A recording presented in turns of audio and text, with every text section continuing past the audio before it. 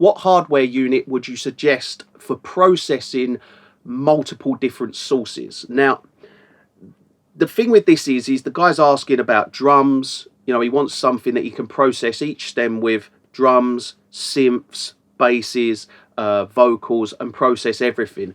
So I wouldn't necessarily recommend something that is one particular thing, like let's say, I don't know, an EQ or a compressor, something like that, or saturation. I would recommend as your first unit for this purpose, because you want to process multiple different things, you want a box like the Rupert Neve MBT or the SSL Fusion, something like that, that's going to cover a broad range of different processes that you can apply. So with the Rupert Neve MBT, you've got a low and high shelf EQ, you've got the color comp, you've got width, and you've got super silk, which gives you second, third harmonic saturation in the low and the high. Now, I would recommend something like this to do the processing of various different audio sources, because it covers everything. You know, if you've got a vocal, you can add some highs in, you can add some compression, you can add some width, you can bring out the in the super silk red, you can bring out the kind of crispiness in the vocal, you can add body in with the silk blue. There's a lot you can do with that. Whereas an EQ, for instance, all you're going to do is EQ. A compressor, all you're going to do is compress.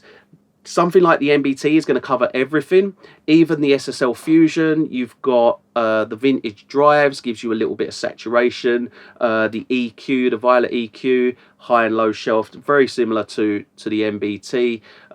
Stereo width's really good on it, and you've also got, what else? You got the high frequency compressor. So you've got multiple different tools. Now, the big difference between the two of those is the price. One's costing you about £1,500. The other one's costing you, the MBT is going to cost you about 3,800. So there's a big jump there, but you are getting a better unit, in my opinion, if you go with the MBT. So the MBT would be what I would ideally recommend. That's what I would personally want to use. I mean, if I was processing a full mix and I kind of wanted an MBT on every single channel, that would be brilliant. You know, that's going to give you a brilliant sound.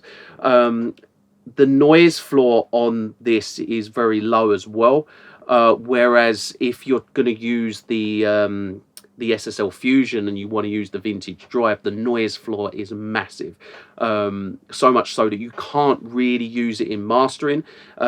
You can use it in mixing, but if you're processing every single channel, that noise floor is going to stack up over, let's say, 10 channels. It's going to be kind of not really 10 times greater, but it's going to get a lot louder once you start stacking those that noise floor up.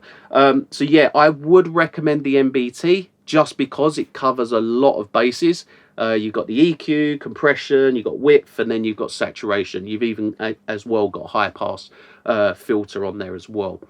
So Rupert Neve MBT would be my suggestion for someone who just wants to process certain individual stems, and just wants to, yeah, basically just process these stems and get an analog flavor into the mix.